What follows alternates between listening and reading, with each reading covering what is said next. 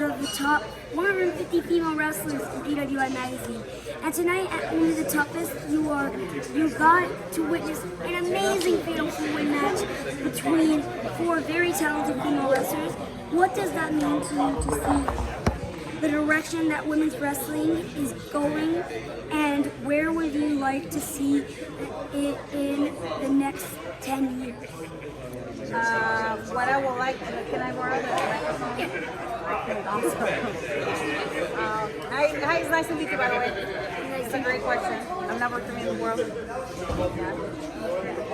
Apparently I didn't do my research. That was last year. No, that was number 5. That's okay. I passed with you.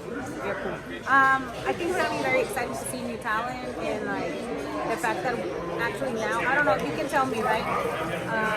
That people want to see more of like the women athletes, right? Not just somebody that looks good. Do you like both? I need to have some women. If a female wrestler is an amazing wrestler like you, obviously, then I would love to see them wrestle. That was an amazing match. Like, you, for me, changed my perspective and my whole view of women's wrestling when you had that lights out match with Britt Baker. That changed my whole perspective. You are one half of the person that changed my perspective on female wrestling. Well, I appreciate that. So I hope that in the future with like what we're teaching or like the little seeds that we're planting, more women are going to be not expected, but like people are going to want to see that instead of just seeing somebody that just looks good on TV, right? Yeah. So I'm really excited that we can look good and we can take it. Obviously. You have another question? Yes. Many people may not know that you used to be a social worker, which means that you have seen people go through some pretty rough things. Just like you are currently going through a tough battle yourself right now with your back injury. To you, what does it mean to be only the toughest, and how do you think the wrestling community helps people get through life struggles? That's a super excellent question. Like, you have really good questions. Usually I always ask me the same question, but this one, you can't compare your struggles with other people's struggles. Like I saw Julia today, and I told you, I'm seeing things in perspective, right? Yes, I am upset because I have this because I am not allowed to do a lot of things that I was used to, like sitting down or standing up or just like basic things, right?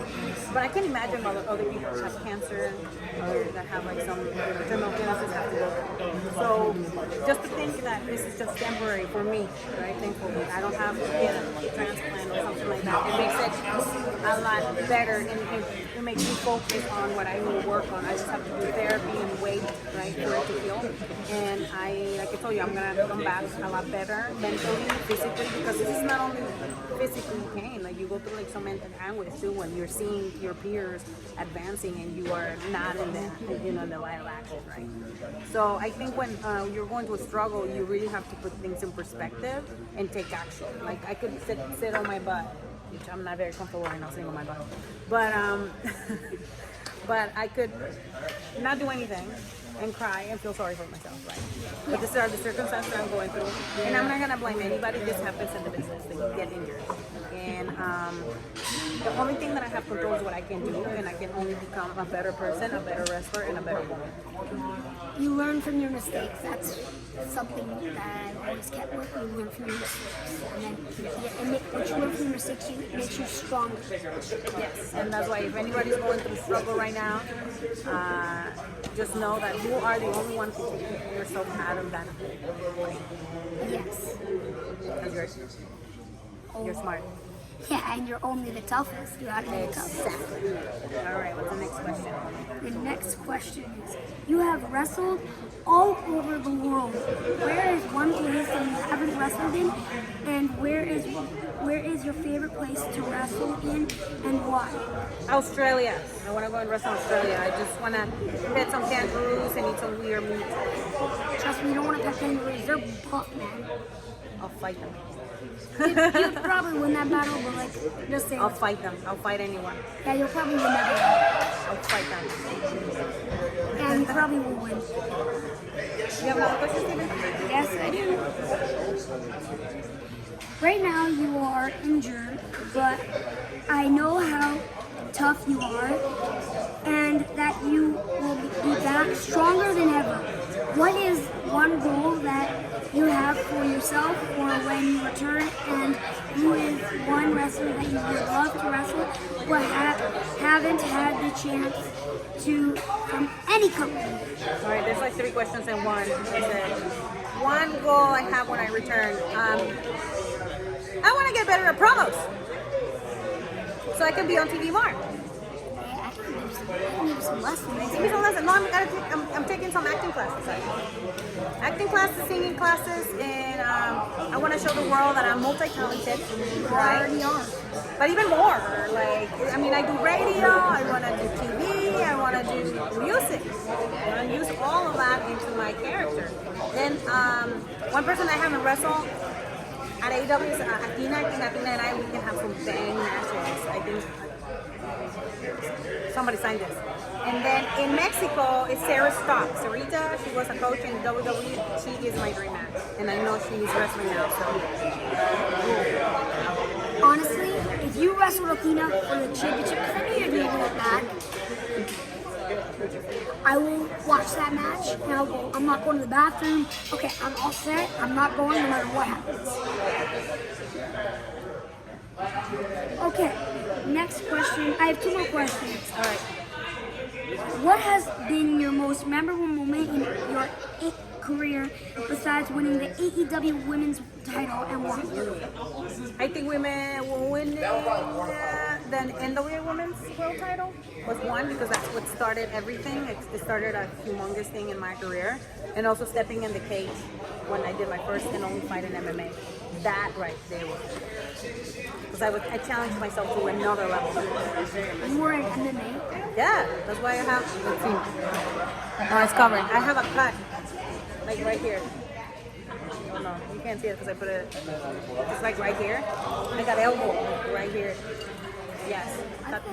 Yeah, you've seen it. It's all in my pictures. Yes. I love MMA. If you ever wrestle again, I'll be glad to be front row tickets, you know? Just saying.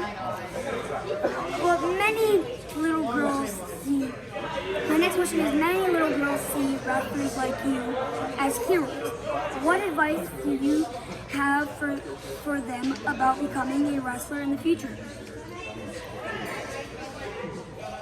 That's a good question.